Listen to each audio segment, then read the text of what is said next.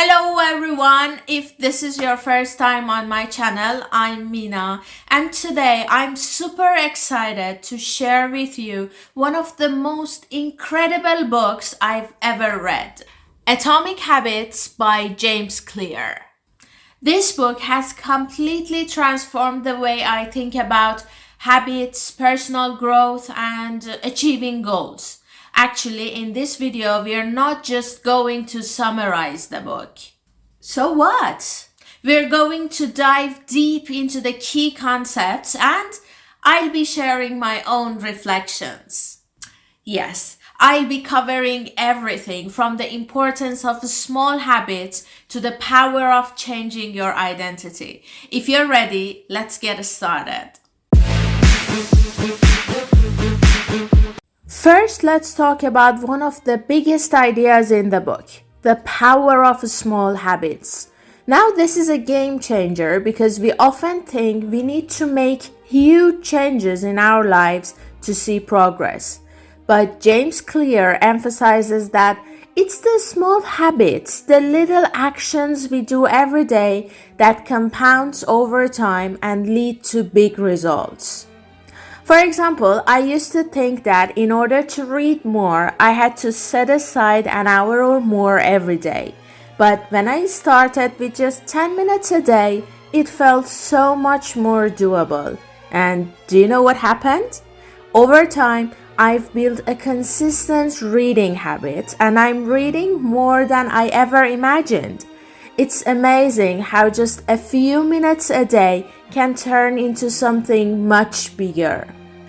One of my favorite ideas from the book is habit stacking. This is where you tie a new habit to something you already do regularly. For example, after I brush my teeth every morning, I immediately write down 3 things I'm grateful for. It's such a small addition, but it's turned into a solid habit for me. And the best part? It's super easy to do because I'm already doing something I've been doing for years, brushing my teeth. I think this is key for a lot of people who struggle to start new habits. We often try to add something completely new to our lives, but it's hard to stay consistent. Habit stacking works because it ties new actions to existing ones, making it almost effortless to build new habits over time. Now let's talk about something that really clicked for me, identity-based habits. This idea was a game changer. Instead of focusing on the outcome, like wanting to lose weight or get fit, you focus on who you want to become. James Clear calls this becoming the type of person who does the thing. For me, instead of saying, I want to exercise more, I changed my mindset to, I am someone who enjoys staying active. This simple shift in thinking has helped me stick with working out, even on days I don't feel like it. I'm not just someone trying to exercise, I'm someone who is active. It really changes the way you think about your habits. So if you're struggling to stick to a habit, maybe try this. Instead of focusing on the action itself, try focusing on the type of person you want to be. It makes your habit feel more connected to your identity, and when they align with who you are, they become a natural part of your life. Another concept from Atomic Habits that has stuck with me is the importance of environment. James Clear talks about how our surrounding shapes our behaviors and how making small adjustments to your environment can make a huge difference in forming new habits.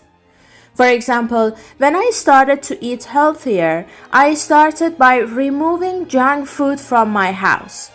It didn't have to rely on a willpower. I simply made it harder to access unhealthy foods.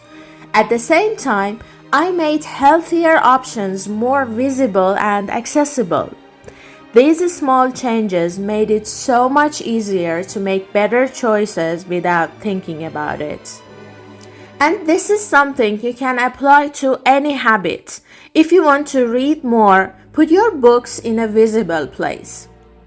If you want to exercise, leave your workout clothes out where you can see them. Changing your environment doesn't mean making huge life changes. It's about setting up your surroundings to support the habits you want to build. So let's talk about how you can start applying some of these ideas in your own life. One of the first things I recommend is the 2-minute rule. This is a simple idea. If something takes less than 2 minutes to do it right away. It helps you stop procrastinating. For instance, if you want to start writing but you're feeling stuck, commit to writing just one sentence. That's all. You'll be surprised at how much easier it becomes to write more once you've started. Another great strategy from the book is habit tracking. Keeping track of your progress, even if it's just a simple check mark on a calendar, can motivate you to keep going. It helps you stay accountable and gives you that visual reminder of how far you've come. I've personally used habit tracking to make sure I stay on track with things like drinking water and exercising. Seeing that progress builds a sense of accomplishment and makes me want to keep going. Now let's dive deep into the chapters of the book. The surprising power of atomic habits. James Clear begins by explaining how small incremental changes, what he calls atomic habits, can lead to massive changes over time. A single small habit may seem significant on its own, but when repeated consistently, it compounds.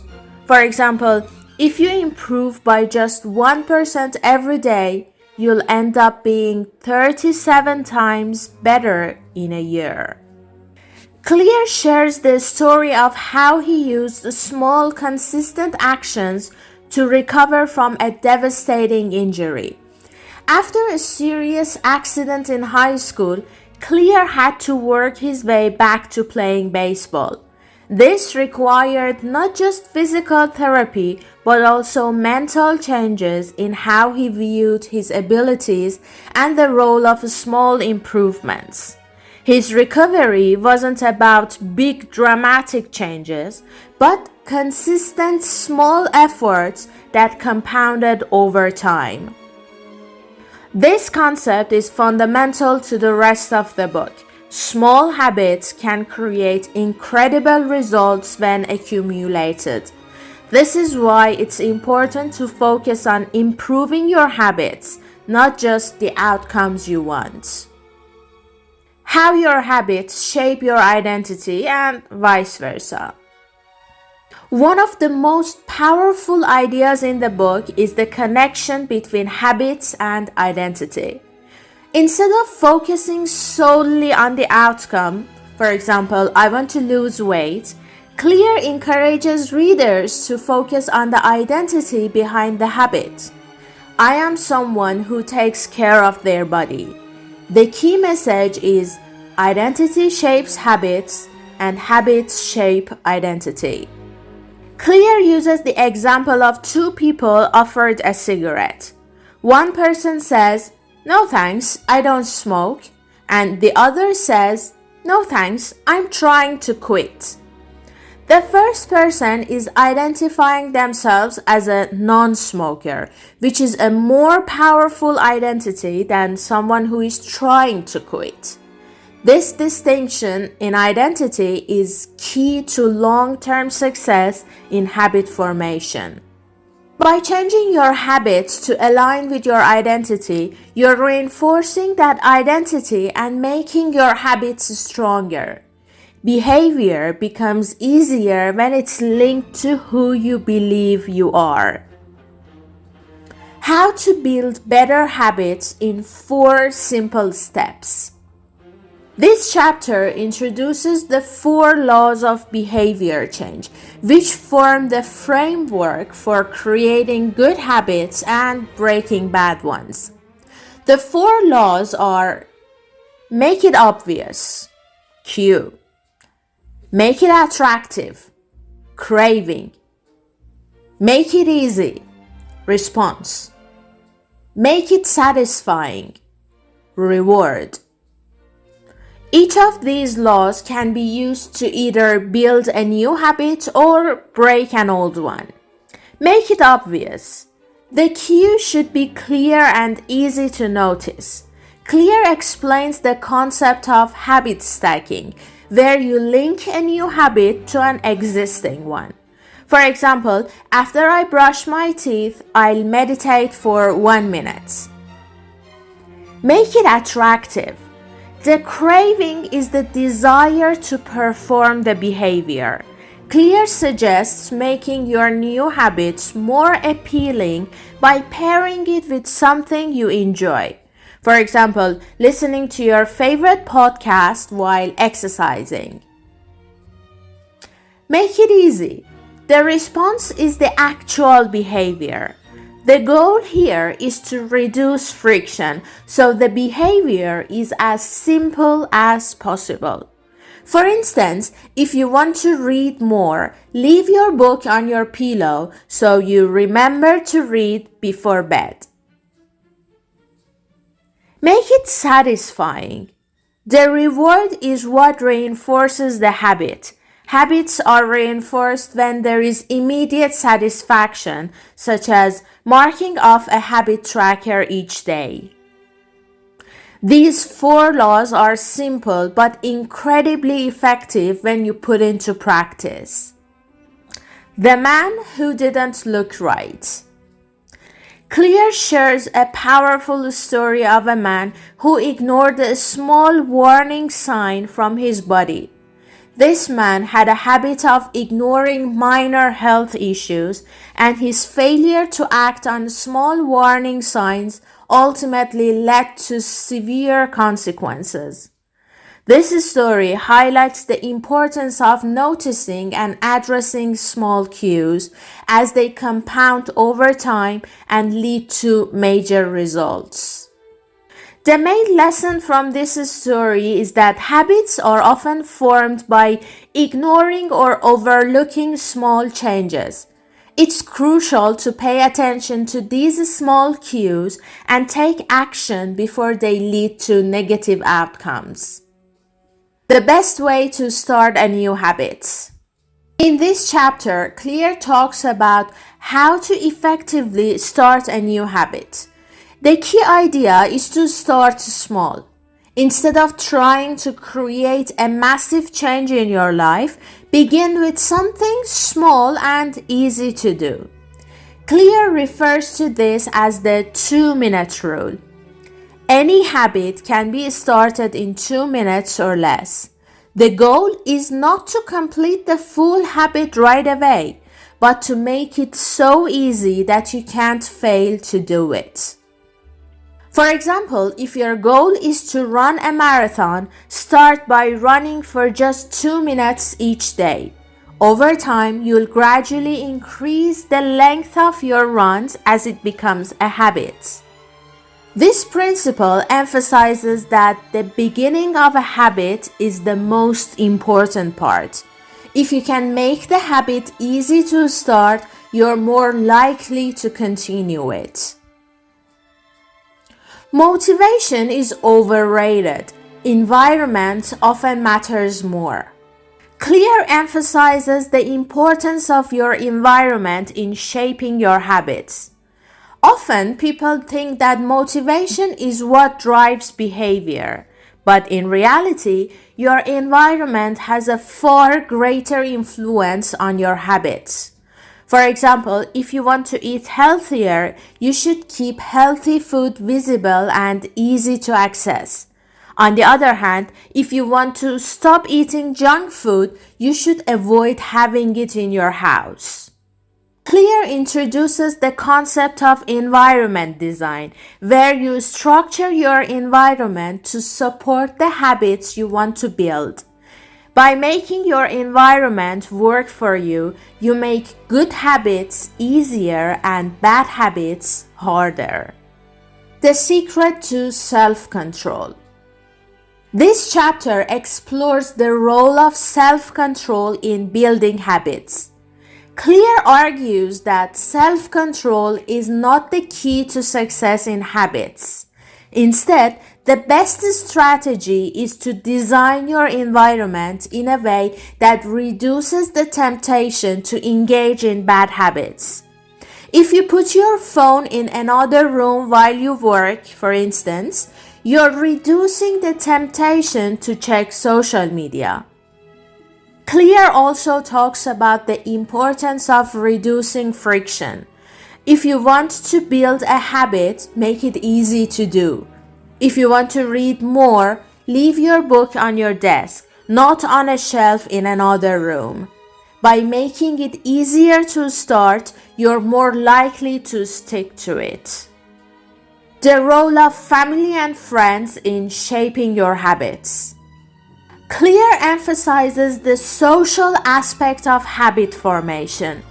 Our habits are heavily influenced by the people around us. If you surround yourself with people who support your goals and have similar habits, it becomes much easier to stick with good habits. On the flip side, if you associate with people who engage in habits you want to avoid, it becomes harder to resist temptation. The idea is that our social environment shapes our behavior. So to build better habits, find a community that encourages the behaviors you want to develop. The gold rule: how to stay motivated in life and work. The gold rule is all about finding the right level of challenge. If something is too easy, you'll get bored. If something is too difficult, you'll give up. Clear explains that the sweet spot for motivation is when the task is just difficult enough to keep you engaged, but not so difficult that you feel overwhelmed. Clear suggests tracking your progress and using small wins as motivation to keep going. This principle applies to all aspects of life, from fitness to learning a new skill. The downside of creating good habits. Clear concludes by addressing a potential problem: the downside of habits. Once you've formed a habit, it can sometimes become automatic and you stop questioning it.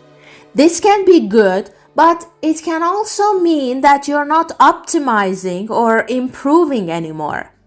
Habit refinement is key to making sure that you're always growing and evolving.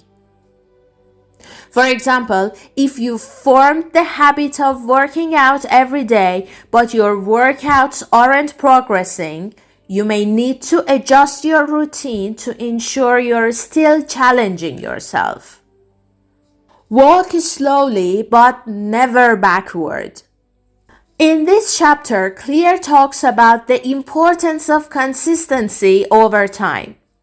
The principle behind this chapter is that it's more important to make progress every day, no matter how small, than to try for massive improvements. Even on days when you feel like you aren't achieving much, the key is to keep moving forward in the right direction.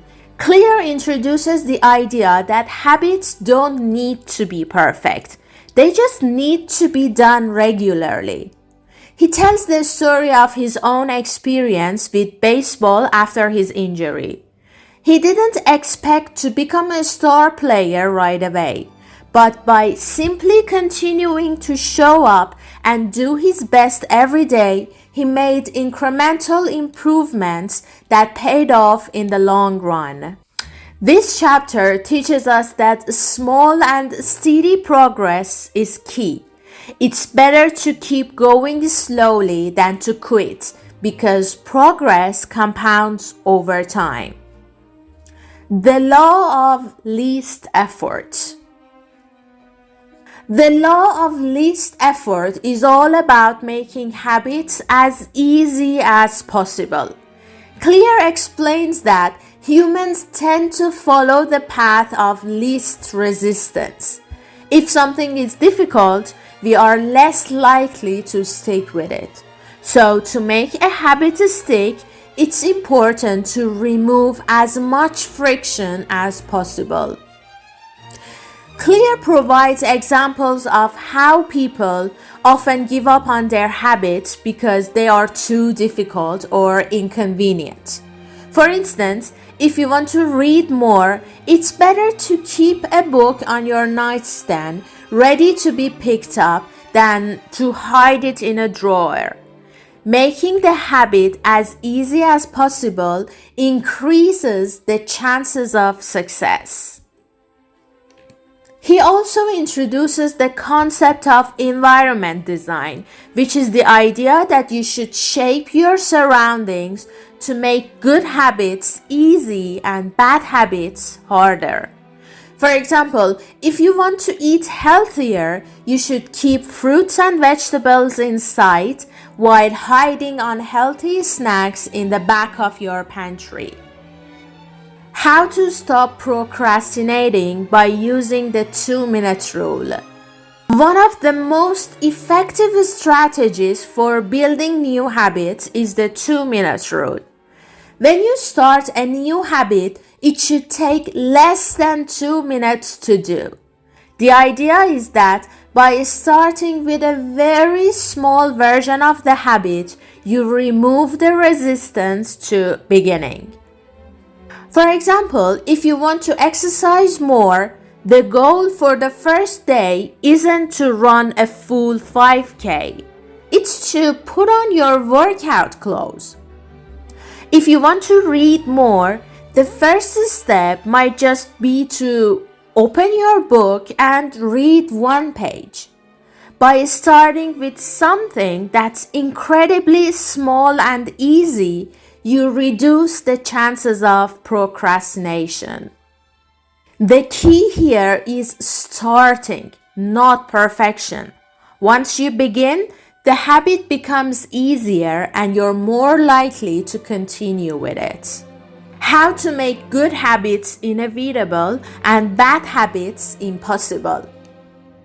Clear explores how you can design your environment to make your good habits inevitable and bad habits impossible. He discusses commitment devices, which are techniques that lock you into a good behavior or prevent you from falling bad into a bad habit. For example, if you want to avoid spending too much time on your phone, you could use an app that limits your screen time. If you want to eat healthier, you might schedule meals with friends or family, ensuring you have social accountability. By making it difficult or impossible to engage in bad habits, you make your good habits the default option. Clear uses the example of an individual who wants to stop drinking alcohol. They lock their drinks in a drawer during social events to avoid temptation. By setting up their environment to support their goals, the good behavior becomes easier and almost automatic. The cardinal rule of behavior change. The cardinal rule of behavior change is simple. What is rewarded is repeated, and what is punished is avoided. Clear explains that in order for a habit to stick, it needs to feel rewarding. If there is no immediate reward for a new behavior, it's hard for it to become a habit. This principle works both ways. If a habit is linked with positive feelings such as enjoyment or accomplishment, It is more likely to be repeated. Conversely, if you link a bad habit with a negative consequence, you're more likely to avoid it in the future. Clear illustrates this idea with the example of smoking. If smoking is linked to the pleasure of relaxation, it becomes more reinforcing. But if you associate smoking with the feeling of out of breath or the smell of cigarettes, it becomes a habit you may try to avoid. The importance of family and friends in shaping your habits. In this chapter, Clear emphasizes that social environment plays a huge role in shaping your habits. Our habits are often influenced by the people around us, whether it's family, friends, or colleagues. For example, if your friends are all regular exercisers, you're more likely to exercise too. If your social circle has habits of eating unhealthy foods or being inactive, you may be more likely to adopt those behaviors. Clear suggests being intentional about the groups you associate with. Surrounding yourself with people who have the habits you want to adopt makes it easier for you to build those habits. He calls this the concept of social norms, the habits and behaviors that are considered acceptable within a group. By finding a group that encourages the habits you want to build, you increase your chances of success. How to review your habits and make them stick. One important practice for habit formation is habit reflection. Clear recommends doing a regular review of your habits to see which ones are working and which aren't. This review should be based on measurable results so you can track your progress. If a habit isn't yielding the results you want, you can adjust it accordingly. He provides the example of a person trying to improve their fitness by running. If they notice their performance isn't improving, they might adjust their routine, perhaps by running at different times or varying their workouts. The goal is to continuously fine-tune your habits based on your reflections. Habit tracking is a great tool for this. By visually tracking your habits using a habit tracker, you can stay motivated and you can spot patterns of behavior that either support or hinder your progress. The truth about talent, when genes matter and when they don't. Clear explores the relationship between genes and habits. He explains that while our natural talents or abilities may play a role in the behavior we're able to adopt, everyone has the ability to improve. The key is deliberate practice, focused, effortful practice in a specific area. He talks about how people often mistakenly believe that talent is the determining factor for success. While some people may have natural advantages, success is ultimately about continuous improvement through practice. The message here is that talent is overrated. Habits and systems are more important for long-term success. The gold rule: how to stay motivated in life and work. The gold rule is all about finding the right level of challenge. The idea is that you'll stay motivated when you're working on tasks that are just challenging enough. Not too hard, not too easy. If the task is too difficult, it becomes frustrating. If it is too easy, you get bored. Clear explains that brain is naturally drawn to activities that are at the right level of challenge, which is why it's important to adjust the difficulty of your habits as you improve. By increasing the difficulty of your goals gradually, you maintain motivation and continue improving. The downside of good habits. Clear closes the book by talking about the downside of good habits. While it's great to have habits in place, the automatic nature of habits can sometimes cause you to stop questioning them. Over time, you might stop making adjustments to your habits, which can hinder your long-term growth. Clear suggests that habit refinement is important for continued progress. While you want to constantly overhaul your habits, it's important to evaluate them to ensure you're still progressing and growing. This way, your habits continue to challenge you and help you reach your full potential. To wrap things up, Atomic Habits is not just about building habits. It's about creating systems in your life that support the person you want to become. James Clear's ideas have had such a huge impact on me, and I hope these insights can help you too. Remember, it's the small habits that lead to big changes over time. If you've read the book or tried any of these strategies, I'd love to hear about your experiences. Drop me a comment below and say which habits you're working on right now.